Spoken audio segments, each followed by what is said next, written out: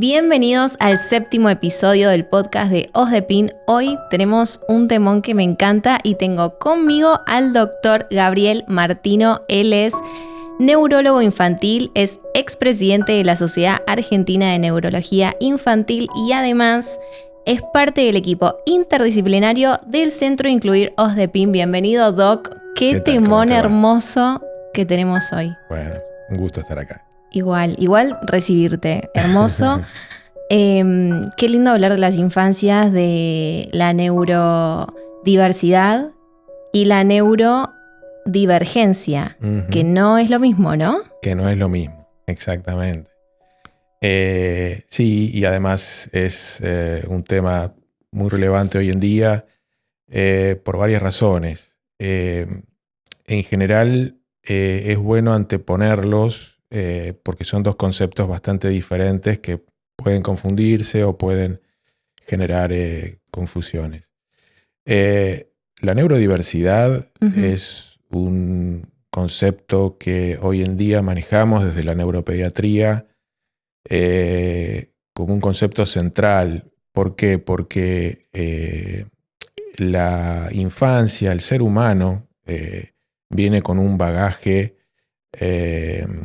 una mochila genética que es diversa en todo sentido. No solamente en cuanto a los aspectos físicos, que son los más evidentes o los más notorios, desde la corta edad de los chicos, porque bueno, tendremos diferentes colores de piel, diferentes colores de ojos, diferentes características físicas, pero sino también, y especialmente nos interesa acá tocarlo, es los diferentes fenotipos conductuales. O sea, también los genes van a condicionar cómo vamos a reaccionar ante determinados estímulos debido a nuestro bagaje genético. Sí. Eso es lo que se llama temperamento, o sea, es la capacidad innata de reaccionar condicionada por nuestro bagaje genético. Después el medio ambiente, la crianza, la cultura, todos los factores socioambientales van a modelar ese temperamento y van a dar lugar al carácter. O sea, el carácter va a ser el resultado de esa primera condición primaria genética sumada a al modelaje y a los aspectos que van a dar lugar al carácter. Ahora, eso es muy diverso desde edades muy tempranas. Sí. Y tenemos que tener la capacidad, los clínicos, no solamente los profesionales, también las familias, para entender que esta diversidad de este ser humano no viene todo en un formato idéntico, sino que hay variabilidades muy importantes en algunos casos. Entonces, no debemos confundir estas diferencias con algo necesariamente anormal, patológico. Y ahí entra el concepto de neurodivergencia. Sí. Que es un concepto que ya tiene más una connotación más negativa. Es decir, cuando neurodivergencia también puede, mencionarse como desarrollo neurológico atípico. Es decir, cuando los hitos de desarrollo que esperamos para ese bebé o para ese infante, de acuerdo a su edad, empieza a desviarse significativamente de la banda de normalidad. ¿Cuál es la primera red flag que tenemos que tener en cuenta de ese desvío que decís? Podemos tener... Sí. Por eso, obviamente uno siempre explica que a veces esto es muy sutil, a veces esto debe evaluarse con cuidado, pero, por ejemplo, podemos tener en los primeros meses de vida un un bebé irritable, un bebé que no sostiene la mirada, que no interacciona, no incorpora la sonrisa social, que rehúye o se molesta cuando hay un estímulo táctil, Sí. cuando hay alguna, o es muy reactivo, muy intolerante a los estímulos, a los sonidos del medio ambiente. Luego, más adelante, podemos ver a un infante que no responde a su nombre, no responde al llamado, o no parece incorporar el concepto del no, el concepto del límite. Un niño que que tiene muchos berrinches, que es muy, insisto, muy intolerante. Así que sí, hay banderas, hay red flags, hay banderas, hay signos de alarma o banderas rojas que nos pueden empezar a notificar o ponernos alertas, incluso en edades muy tempranas. Aún así, siempre hay que entender que a menor edad, menos específico o más inespecíficos son los hallazgos. Pero aún así tenemos que estar muy alertas, y debemos decirlo también, la comunidad pediátrica ha sensibilizado en los últimos 15 años, ha sensibilizado mucho su orientación, y rápidamente en general, especialmente los pediatras del desarrollo, que es una subespecialidad pediátrica que está muy alerta, que nos ayuda a los neuropediatras en este aspecto a rápidamente, empezar a evaluar si hay algún caso de algún niño o un lactante que empieza a mostrar estos signos de desviación, ¿no?, en su desarrollo. ¿Quién es la primera persona que detecta? O sea, esto ya hablando de un infante que quizás ya está en una etapa donde va al jardín o al maternal.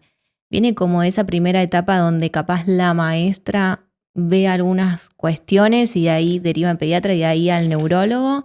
La comunidad, sí, los docentes o esa primera maestra de la sala maternal, claro que sí, puede funcionar muchas veces como un aliado, una colaboradora muy importante en esto. Yo tiendo a creer que en realidad al pediatra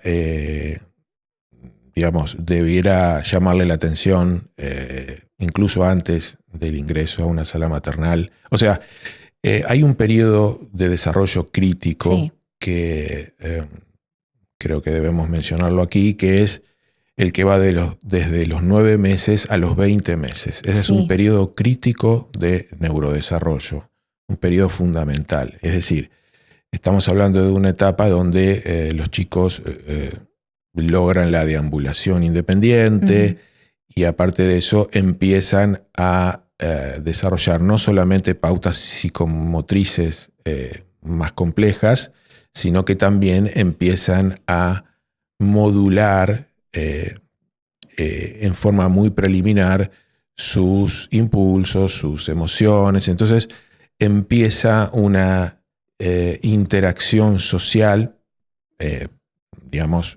muy preliminar, pero ya más rica y más compleja, que en el caso de no estar presente debiera ya ser un motivo de alarma. Toda la comunidad médica, todas las neurociencias en realidad se han esmerado o han puesto énfasis en llegar precozmente a estos primeros indicadores, porque, huelga decirlo, pero es así. Cuando la intervención, cuanto más temprana, más posibilidades de recuperación, rehabilitación y de intervenir en forma exitosa en estas dificultades. Sí, qué importante todo esto. Podemos hablar de que hay quizás ciertas modas que hoy en día, no sé, muchos están diagnosticados o no sé cuál sería la palabra correcta, Sí. De autismo o trastorno del aprendizaje. Bueno, la medicina es una actividad humana y como toda actividad humana también puede ser influenciada por modas. Así que la respuesta es sí, digamos. Sí. Hay una serie de factores, uno por ahí lo mencionábamos recién, es decir, el interés de la comunidad médica y de las neurociencias por llegar temprano a un diagnóstico, por evaluar. También vivimos en un mundo hiperconectado, con mucha información. Sí. Mucho ruido informativo. En realidad, a veces esa información exuberante es contraproducente, ¿no? Es decir, es como todo. Hay circulando en la red mucha información muy buena y otras que no tanta. Así que eso puede marear y desorientar a más de una familia o más de una persona que busque información. Entonces, creo que, de nuevo, no, como médicos, como profesionales, no tenemos que, sería, creo, un error combatir eso. Al contrario, la información y la conexión son fundamentales. Pero bueno, sí creo que obviamente uno tiene que supervisar, tiene que filtrar en lo posible, a veces calmar ansiedades o a veces me toca recibir en el consultorio familias que parecen recitar como mantras o términos médicos muy específicos que han leído y que lo recitan por ahí sin entender mucho de qué se trata. Entonces creo que es importante orientar con paciencia, tratar de separar la paja del trigo de alguna manera, separar lo que es buena información de lo que es a veces información alarmista, muy sesgada o muy incompleta. Además, porque eso nos lleva a un terreno, a un tema que tiene que ver con la maduración neurológica. O sea, todo esto se da en el contexto de un niño que está en plena etapa de desarrollo. Claro. Entonces, y a veces capaz uno desarrolla un poquito más tarde o más temprano, pero capaz no hay una cuestión de si es autista o tiene esto o aquello. Exactamente. Sino que a veces hay que dejar que ese niño desarrolle, explore, experimente y... Entonces, por eso es importante, o por lo menos los neuropediatras tenemos siempre que entender este concepto. De hecho, el desarrollo neurológico en el ser humano se completa normalmente entre los 8 y los 11 años. Bien. Entonces, es obvio que si llega a consulta o evaluamos a un chico de 3 años o de 5, esas funciones cerebrales superiores y habilidades neurológicas en el marco de su maduración neurológica están en etapa de desarrollo, pero no están plenamente desarrolladas y es normal que así sea. Sí. Entonces, eso es un concepto también muy importante. Tenemos que evaluar a niños o a lactantes dentro de un proceso de maduración. Por ejemplo, para poner un ejemplo gráfico, ¿un bebé tiene capacidad para prestar atención recién nacido? Sí. Ese periodo de capacidad de prestar atención es fugaz. es de unos poquitos segundos. Claro. Y esa capacidad, esa curva, ese tiempo de atención va creciendo conforme las estructuras del sistema nervioso se van desarrollando y llega a un máximo a los 12 años. Claro. Y se mantiene esa capacidad atencional a partir de los 12 años en forma constante. Y esa capacidad atencional llega a 40 minutos. Por eso las horas cátedra en las facultades, en los terciarios, son de 40 minutos. Claro. Es decir, nadie puede sostener la atención. La atención es un esfuerzo consciente. Sí. Es un esfuerzo, digamos, supone un nivel energético, una concentración, bueno, un esfuerzo consciente de nuestro sistema nervioso. Y bueno, y esa capacidad después se va agotando. Hasta el más inteligente, hasta la persona más adulta y más desarrollada, después de 40 minutos, su atención empieza a decaer y es normal. Es un proceso fisiológico y psicológico normal. Sí. Hablemos en relación a las pantallas. ¿Qué pasa con los niños, las infancias y las pantallas? Sí. Bueno, habíamos mencionado el interés profesional por llegar antes al diagnóstico, pero también tenemos que tener en cuenta que hay cambios de pautas de crianza y cambios sociológicos y socioambientales que son significativos y que han sido importantes en los últimos años. Entonces, eso también tenemos que tenerlo en cuenta.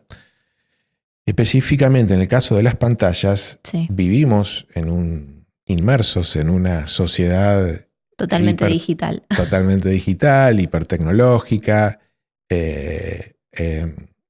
También aquí creo que sería un contrasentido y sería incorrecto ir en contra o combatir ese desarrollo tecnológico. Al contrario, hay que aprovecharlo y esto nos permite muchísimos avances. Ahora, hay que tener mucho cuidado con la exposición y la sobreexposición de pantallas en la primera infancia.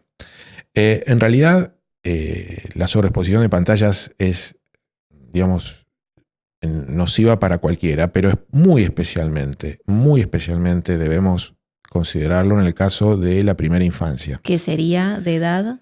¿Hasta qué edad? Digamos, en los primeros 3 años, la exposición a pantallas, y eso lo recomienda tanto la Sociedad Argentina de Pediatría como la Sociedad Argentina de Neurología Infantil en nuestro país, otras sociedades, la Sociedad Americana, la Sociedad Pediátrica Española, tiene que ser mínimo, no más de 15 minutos, tiene que ser virtualmente 0. Y esto tiene que ver con que la interacción de un lactante en la primera infancia con pantallas es un hecho particularmente nocivo porque para ese infante, para esa criatura, lo que ocurre en la pantalla, y esto está demostrado científicamente, es el chico está inmerso en esa realidad. Para él la realidad es lo que ocurre en la pantalla. Los cambios bioquímicos, las funciones, las áreas cerebrales que se encienden y que interactúan, las redes neuronales que interactúan en un niño que está viendo una pantalla son las mismas que se encienden y que interactúan y que funcionan cuando ese chico está teniendo la misma experiencia en el mundo físico. O sea, para ese sistema nervioso central, para ese cerebro, lo que pasa en la pantalla es lo que pasa en la realidad. Es su realidad. Okay. Y durante ese momento de interacción, inmerso en esa realidad, la interacción social de ese niño se pone en pausa. Es decir, absorbe totalmente su atención y no interacciona con otra cosa más que con la pantalla. Claro. Entonces, el ser humano en su etapa de aprendizaje, la primera etapa es un proceso de imitación, o sea, el bebé y el niño aprenden por imitación los primeros años de vida. Bueno, toda esa imitación debe ser con humanos y no con pantallas, porque si no, estamos pausando, estamos poniendo en pausa virtualmente su desarrollo ante esa pantalla. Y además hay una confusión entre su individualidad, y lo que ocurre en ese medio electrónico. Y cuando hablamos de pantallas, debe quedar claro que hablamos de celulares y o tablets y o televisión. Ahora, ¿cómo educamos a las familias? Porque este tema viene principalmente por las familias, por las crianzas que esos niños tienen en casa.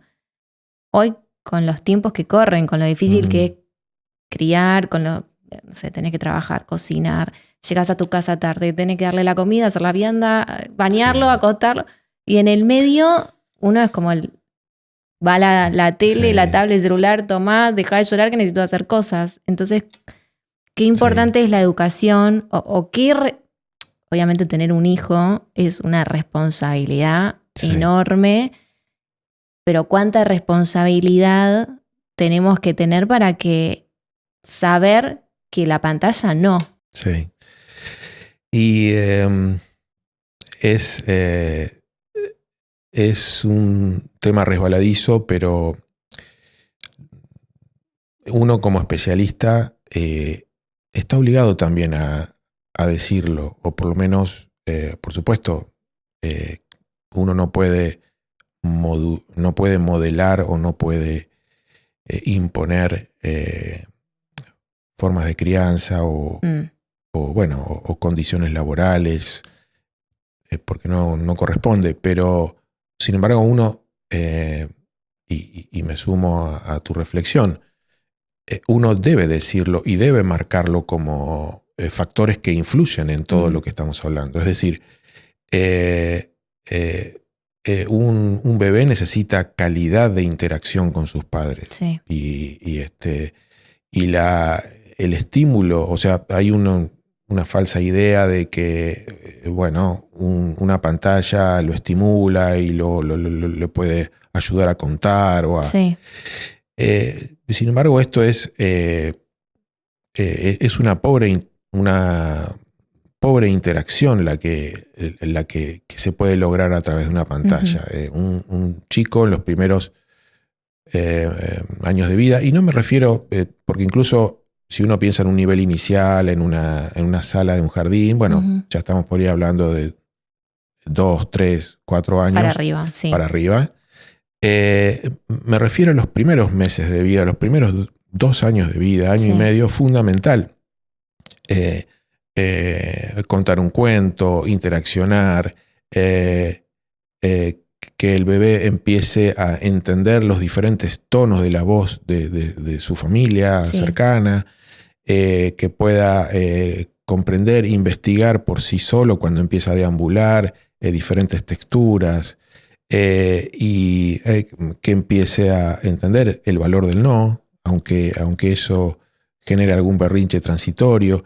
Y a veces uno ve a los papás muy tironeados, muy sobreexigidos desde lo laboral, por ejemplo, con muy poco tiempo libre, y a su vez ve también por ahí padres muy pendientes de la pantalla, a veces obligados por situaciones laborales, pero esto va en detrimento de una crianza responsable, de un chico que pueda, de padres empoderados para poder brindarle a su hijo seguridad.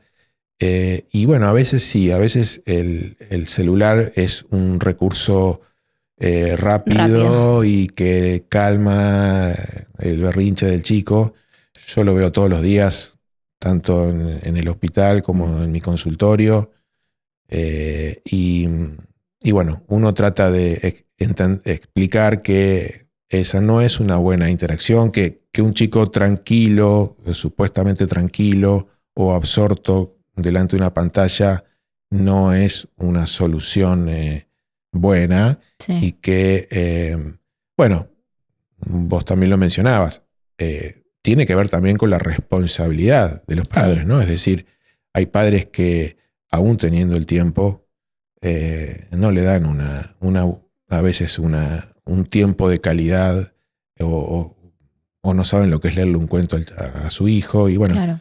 en fin, obviamente, de nuevo, esto uno no tiene derecho a imponer modelos, pero sí a recordar la responsabilidad que implica la crianza, sobre todo en estos momentos, primeros meses de vida o primer año y medio, que es tan importante. Es clave. Que es clave. Sí, porque las infancias es como la etapa más importante de las criaturas, ¿no? Uh-huh. Totalmente. El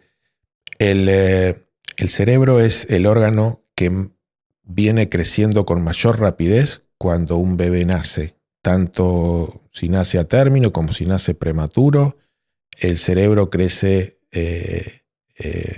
varios centímetros por mes al nacimiento. O sea, el crecimiento es enorme. Sí. Viene desarrollándose rápidamente. Entonces, lo mismo comienza a verse en cuanto a entramado, de complejidad de redes neuronales y cómo ese chico semana a semana va adquiriendo diferentes pautas de desarrollo. Es notable en el ser humano, insisto, en el primer año y medio de vida. Sí. Bien. ¿Por qué es importante cambiar la mirada desde el trastorno hacia la diversidad?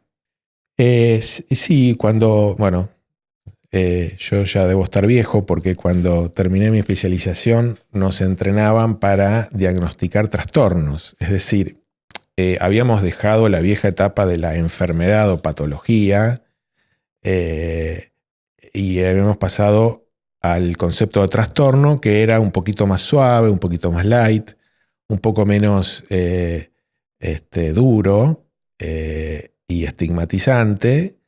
Entonces hablábamos no de enfermos, sino de chicos con portadores de un trastorno. Uh-huh. Entonces nos entrenaban para diagnosticar un trastorno de conducta hiperkinética, un trastorno del lenguaje, un trastorno de espectro autista, un trastorno del lenguaje.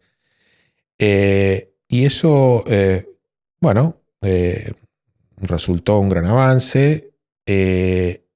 Y sin embargo, con el tiempo fuimos viendo y la comunidad médica fue notando que aquellos chicos que eran diagnosticados con determinado trastorno tenían una etiqueta menos dura, pero seguían teniendo una etiqueta. Claro. Seguían teniendo una etiqueta. Entonces nos costaba después explicarle a la familia que ese trastorno, que a veces tenía que ver con inmadurez neurológica, había dejado de existir, que ya no estaba presente, y esas familias seguían visualizando a ese chico ya más grande como un portador de un trastorno que persistía. Entonces, uh-huh.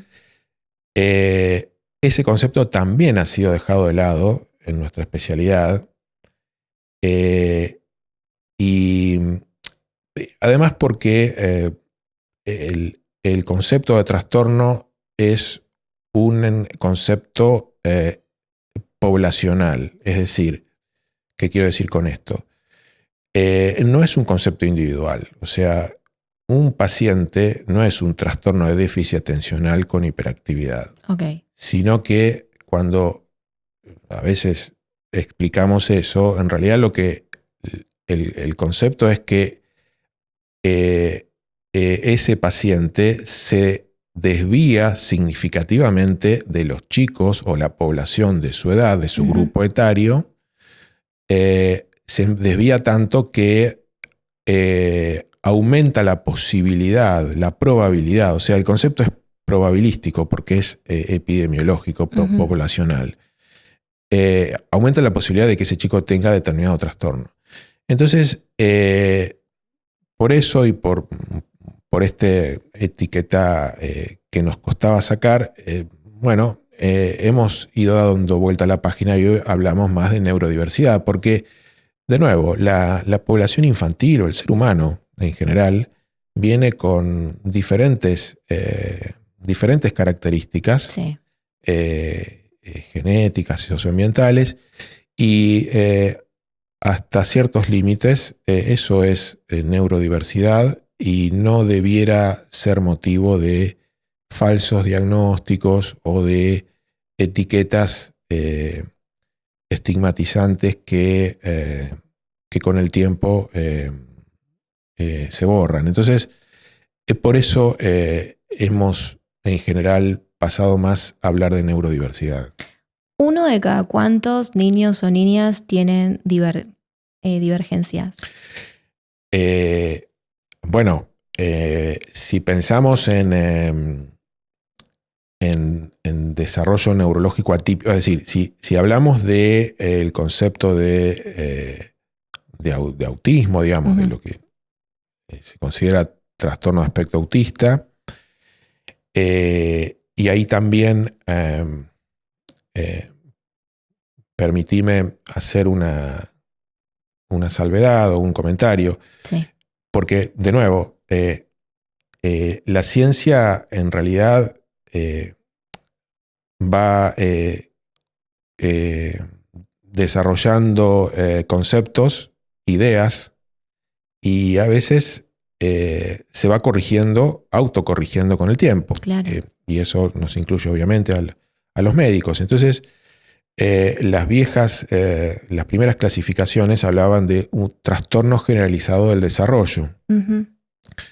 Hasta que se vio que esa etiqueta era muy inespecífica y, de nuevo, un retraso generalizado del desarrollo, o sea, un retraso en las pautas de desarrollo, que es algo normal hasta cierto punto, hasta cierto nivel, era asimilado al trastorno de TGD o trastorno generalizado del desarrollo. Entonces, era muy confundido el chico con algunas pautas de desarrollo insuficientes con un chico con autismo. Entonces, por eso se pasó, la nueva clasificación sacó el TGD o trastorno generalizado del desarrollo y pasó a hablar de trastorno de espectro autista como algo más específico. Y sacó lo demás, lo sacó de esa definición. Entonces, si hablamos de prevalencia del autismo, también ha ido en ascenso.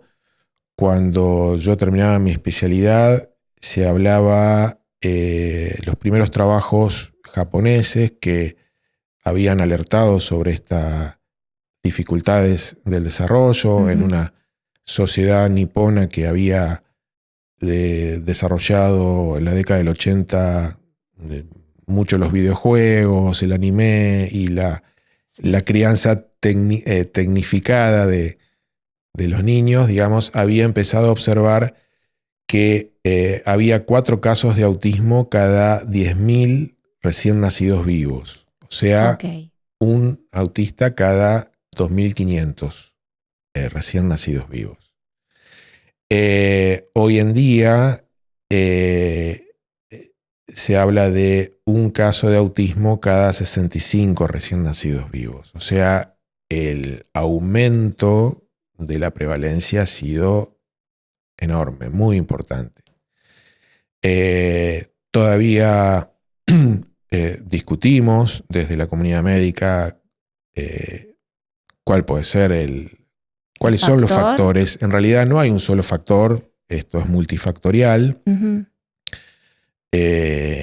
Creemos que la sobreexposición a pantallas es uno, la modificación de las pautas de crianza es otro. Hay también factores ambientales. ¿Cómo cuáles? Por ejemplo, el espacio vital que tienen los niños. Antes había una casa, campo, había espacio. Sí. Mucho más que ahora. Ahora hay espacios más reducidos, departamentos. Sí. Otro factor sin duda, y eso también está documentado, ha sido la pandemia. El COVID-19 ha sido un factor disruptivo enorme. ¿Qué pasa? O sea, con todos esos niños que atravesaron la pandemia, ¿fue más obvio todo esto? Sí, bueno, lo más obvio fue un compromiso de las pautas de desarrollo lingüístico a nivel planetario.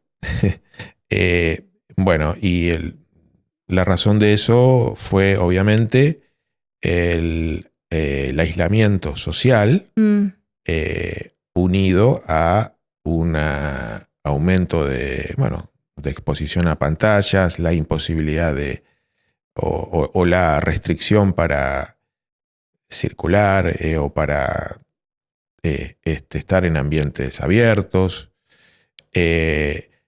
Eso generó a nivel de la infancia temprana un compromiso muy importante de todo lo que es lenguaje, comunicación y lenguaje. Y cuando hablamos de lenguaje, no nos referimos solamente al lenguaje verbal, digamos, sino también al lenguaje gestual, digamos, a todo lo que tiene que ver. El lenguaje gestual justamente inicia con las pautas de crianza, con la interacción social. Entonces, todo eso estuvo muy resentido y muy afectado en una pandemia que al principio ni siquiera las autoridades médicas sabían cómo abordarlo, y hubo periodos en nuestro país, eso fue mucho mayor, periodos de aislamiento prolongados. En nuestro país se notó enormemente. Hoy en día las profesionales que trabajan con el lenguaje, las fonoaudiólogas, están aún con una sobrecarga de trabajo respecto a eso. Y una de las áreas afectadas, dentro del trastorno espectro autista es justamente la interacción social secundaria a la comunicación y al lenguaje. Así que son varios los factores que han intervenido. Además, el que mencionamos al principio, una comunidad médica mucho más alerta, desarrollo de instrumentos, grillas clínicas, instrumentos más específicos y más sensibles que permiten llegar al diagnóstico también más rápidamente. Así que en realidad consideramos que son varios los factores que pueden estar explicando esta irrupción tan significativa de aumento de casos. Pero sea como sea, todos en conjunto, creo, profesionales, familias, escuelas, que también son, como hablábamos antes, un actor importante acá, debiéramos sentarnos y discutir y evaluar qué estamos haciendo también mal o qué factores están jugando y cuáles de ellos podemos eventualmente corregir para que no siga aumentando este número de casos. Que ya vamos a hablar de escuelas y la medicina, que hay algo ahí que a mí me gustó mucho y que me parece que es importante hablarlo. Pero hablando de la maduración cerebral y que nombraste el lenguaje y los hitos, ¿cuáles son los principales hitos del desarrollo neurobiológico en la infancia? Por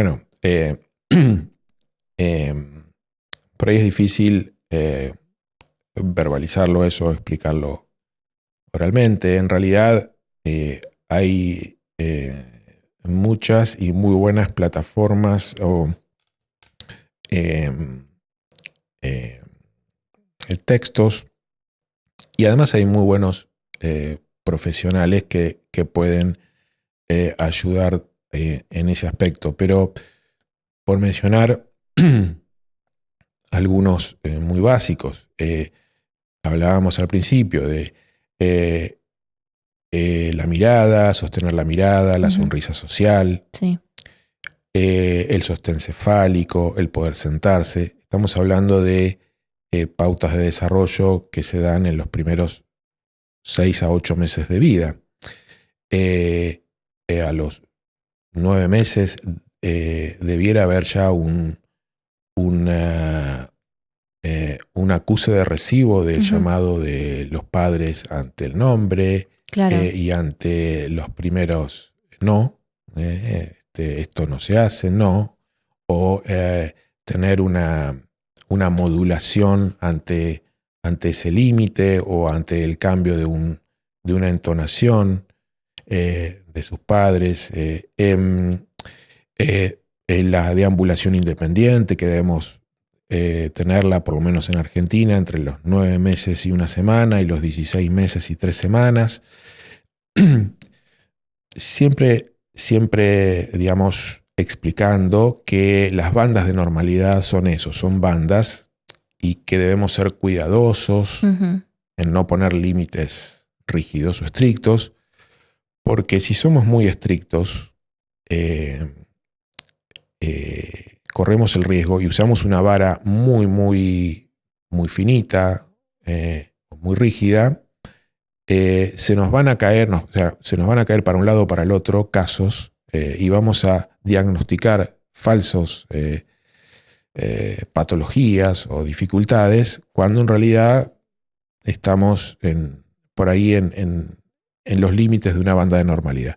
Y además, y permíteme también explicar que en realidad esas bandas de normalidad a veces están muy relacionadas con si hay un síndrome neurogenético o no. Por ejemplo, las bandas para el desarrollo motor o lingüístico en el caso del síndrome de Down son totalmente diferentes a la de la población general, y eso también el profesional tiene que entenderlo, digamos. Hay un porcentaje de un 15 a 20% de chicos portadores de síndrome de Down que nunca van a desarrollar lenguaje verbal. Claro. Entonces, si nosotros lo medimos con la vara de la población general, nos vamos a estar equivocando. Tengo muchas preguntas para hacerte. Bueno. ¿Cuán favorable es la estimulación temprana? La estimulación temprana es fundamental. O sea, la crianza es una estimulación temprana. Es decir, el bebé es una esponja, es un ser preparado para absorber en el ADN del ser humano, está el ser un ser social, es decir, en buscar caras conocidas. Y ese también es un parámetro que en forma muy, muy precoz nos puede orientar a si algo se está desviando de la normalidad. Es decir, el bebé busca interacción, el bebé busca caras conocidas, le sonríe a esas caras conocidas. El bebé se calma o siente placer cuando escucha un sonido suave. Es decir, busca estímulos, busca interacción desde cortísima edad. Así que la estimulación temprana, considerándola como una crianza, es fundamental.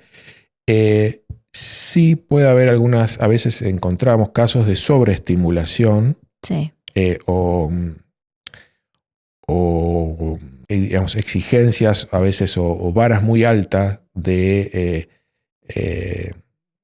familias que son muy exigentes, o jardines que por ahí a una salita de 3 le exigen al chico que sepa escribir su nombre. Claro. Y bueno, y no todos los chicos, algunos chicos pueden hacerlo a los 3 años, pero claramente son la minoría, digamos, y uno no tiene que exigírselo, porque la sobreexigencia genera un estrés en el niño. Genera estrés, genera ansiedad, genera, en chicos más grandes, negativismo, chicos que se niegan o no quieren ir a la escuela, que hacen berrinches. Es decir, pero bueno, volviendo al tema de la estimulación temprana, la sobreestimulación no es,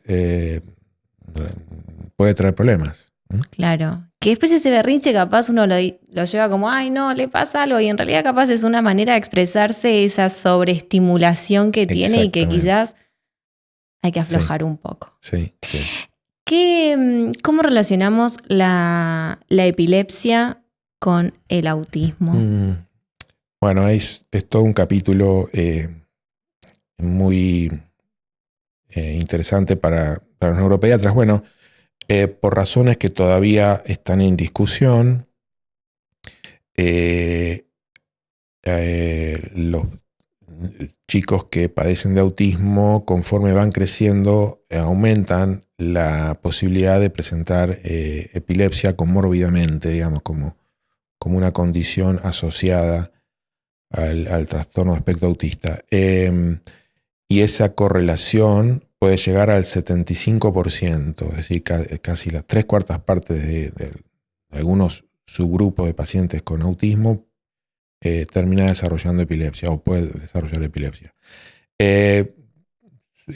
Insisto, todavía hay mecanismos que no conocemos claramente, pero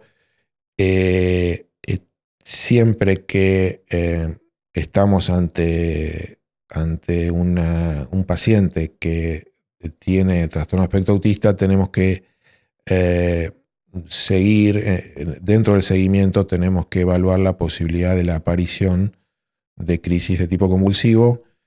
En general, en mi experiencia, no son cuadros de difícil control, digamos, son formas de epilepsia que podemos controlar adecuadamente, pero la asociación, la comorbilidad, para decirlo más apropiadamente, entre autismo y epilepsia es muy alta en la población, la infancia tardía y la preadolescencia y adolescencia. ¿Sí? Ahora yo como madre, ¿no? Si fuese madre, ¿qué es lo primero que tengo que hacer si mi hijo está teniendo un cuadro de epilepsia? Bueno, hay medidas simples como, por ejemplo, primero ver que no haya nada que lo obstruya la vía respiratoria. Okay. Fijarse que si tiene una prenda, esa prenda no esté apretando su cuello o no haya una sábana que esté impidiéndole digamos, la respiración adecuadamente. Colocarlo en posición, digamos, recostarlo y ponerlo de costado, Okay. ¿sí?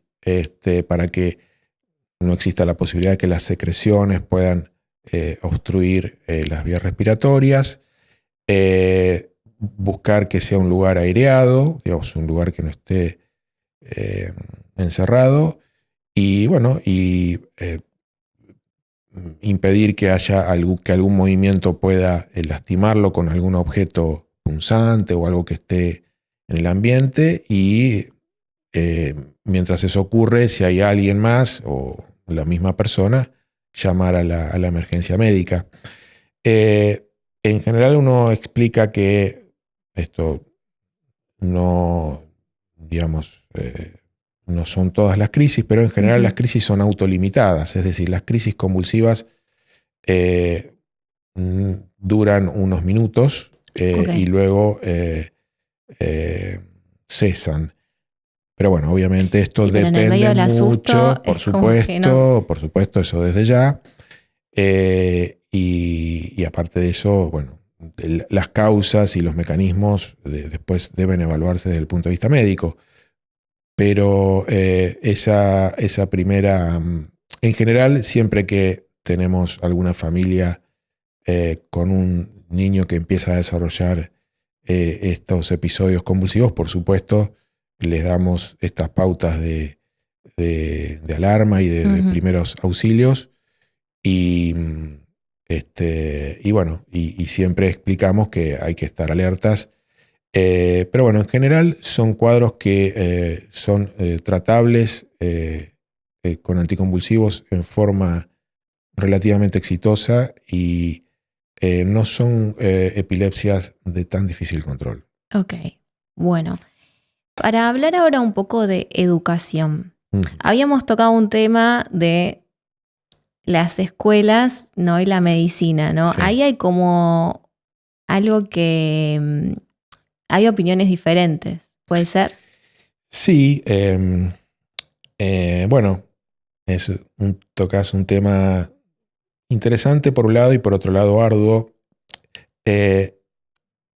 Por supuesto que necesariamente hay diferencias de objetivos, es decir, el objetivo de un instituto educativo está centrado en lo pedagógico, en los aprendizajes, y bueno, a veces es importante coordinar esfuerzos y gastar tiempo y explicaciones para que las familias, las escuelas y nosotros los profesionales entendamos que no se trata de defender la quintita de cada uno, sí, y generar una guerra de guerrillas que en realidad al único que perjudica es al chico, porque el chico está en el medio de esas quintitas. Entonces, creo que hay que hacer esfuerzos por coordinar esto. Y en realidad, en nuestro país hay muchos, incluso se gastan muchos recursos. Yo puedo hablar por ahí con más propiedad de la ciudad de Buenos Aires, pero en general, tanto la escuela como institución y, por ejemplo, los hospitales y el sistema de salud tienen una coordinación. Los hospitales tienen áreas programáticas o tienen bajo su área escuelas, y el área de salud escolar es un área que hace bajar profesionales de la escuela, del hospital a las escuelas. Sí. Hay gabinetes psicopedagógicos, hay distritos escolares con gabinetes psicopedagógicos centrales que tienen supervisiones y tienen supervisoras que bajan a las escuelas. Es decir, el sistema está previsto, o hay una estructura institucional que a veces no funciona como debiera. Claro. Pero en realidad están dadas las condiciones para, bueno, muchas escuelas tienen escuelas por ahí especiales que tienen gabinetes maternales, con psicopedagogas, con psicomotricistas. Es decir, en realidad hay muchos recursos utilizados y utilizables. Lo mismo, por ejemplo, para una condición que es tan común y que a veces genera problemas de adaptación en los chicos, que es la dislexia, que es un trastorno específico del aprendizaje, que con una evaluación, con una grilla psicopedagógica específica puede detectarse, y que además en general hay agrupamientos familiares atrás de esa dislexia, con lo cual cuando uno evalúa o le pregunta a los padres, siempre hay algún familiar directo que le ha costado a la escuela de chico. Y es muy importante hacer este esfuerzo, porque ese chico con dislexia es un chico que va a aprender fantásticamente bien si uno le da las consignas pedagógicas por otra vía que no sea la lectoescritura pura y dura. Claro. Entonces, además hay una ley de dislexia. ¿Se aplica? Hay una ley de dislexia que se aplica, Okay. se aplica a veces en forma incompleta. Hay una asociación incluso que se llama DISFAM, que brinda charlas orientadoras y tiene, digamos, profesionales que justamente intentan darle difusión a esto, porque, insisto, son chicos que aprenden muy bien por otras vías que no son las de las normales, las cotidianas. digamos, para bien o para mal, la escuela en Argentina todavía está estructurada muy fuertemente con lectoescritura, ¿no? Digamos, la lectoescritura es un núcleo muy fuerte, pero bueno, si a esos chicos se les permite, y de hecho la ley lo prevé, se le permite una tablet, se le permite fotocopias, y no se pone el esfuerzo tanto en la escritura y en la decodificación de textos largos, esos chicos aprenden fantásticamente bien, aprenden sin ningún problema.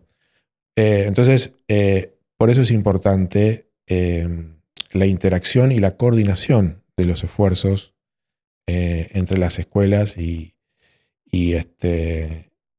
la comunidad médica. Lo mismo ocurre, bueno, el caso por ahí de los chicos con autismo, son obviamente un tema también a veces de ciertas fricciones, porque las escuelas pueden a veces permitir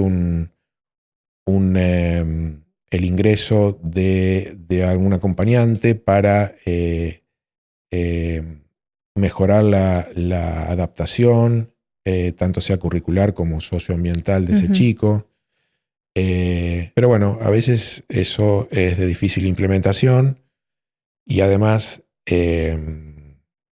bueno, desde el punto de vista de la infraestructura escolar, a veces no es posible tener en un aula 2 o 3 o 4 acompañantes para los casos de chicos con estas patologías, con estos cuadros. Bueno, Doc, estamos llegando al final de este episodio, del 7º episodio del podcast de Os de PIN. ¿Y qué mensaje le podríamos dar a las familias que atraviesan chicos con neurodivergencias? Bueno, lo importante es, creo, pensar en la autonomía, en adaptación, en que puede haber una forma particular de ver al mundo, puede haber una forma particular de aprender, pero que esas familias pueden ir en búsqueda de una actividad laboral a futuro, una actividad ambiental que les dé autonomía. Siempre es importante pasar, no solamente quedarse en una sesión de terapia, de psicología, de fonoaudiología o de un abordaje, de una prestación de apoyo, porque eso desde ya que es fundamental, sobre todo en los primeros años, pero la sesión de un profesional en un consultorio no deja de ser un abordaje técnico en un ambiente artificial o en un ambiente con factores, digamos, controlados. Sí. Y la vida es otra cosa. O sea, la vida del chico sale después del consultorio, abre la puerta y sale a un mundo que le plantea a veces otras cosas. Yo ahí, como concepto general o final, diría, vayamos por el lado de la autonomía, de que podamos tener un grupo de pertenencia, construir alguna interacción social con pares, poder tener una conducta en la vía pública que permita incorporar en ese chico o joven factores de riesgo, qué cosas puede hacer y qué cosas no. O por ejemplo, otra cosa que es importante es el fenómeno de lo que llamamos aquiescencia. A veces esta es una población a la que le cuesta modular las emociones y entender la diferencia entre un amigo y un conocido. O sea, no le damos el mismo nivel de confianza Pero eso nos pasa hasta a los adultos. Nos pasa a los adultos y mucho más a un chico que tiene trastornos del neurodesarrollo, porque a veces él entiende que tiene que interaccionar con otros y se pasa de rosca. Es decir, sí. Le da confianza por ahí a alguien que lo ve por primera vez en la calle y va y lo saluda y lo abraza. Entonces, ese tipo de cosas son las que van a definir el fiel de la balanza, el que a mediano y largo plazo van realmente a adaptarlo o no. Eso debería ser, pienso, el concepto final, es decir, autonomía, conducta en vía pública, manejo del dinero, capacidad de poder emprender un oficio, un trabajo, algo que lo incorpore plenamente o lo incorpore socialmente a la sociedad. Bien. Bueno, muchas gracias, Doc. Recuerden que estamos con Gabriel Martino, neurólogo infantil, y a ustedes les queremos decir que nos sigan en todas las redes y los invitamos a escuchar los podcasts anteriores y el próximo que está por salir en breve. Muchas gracias y nos vemos en el próximo episodio. Hasta luego.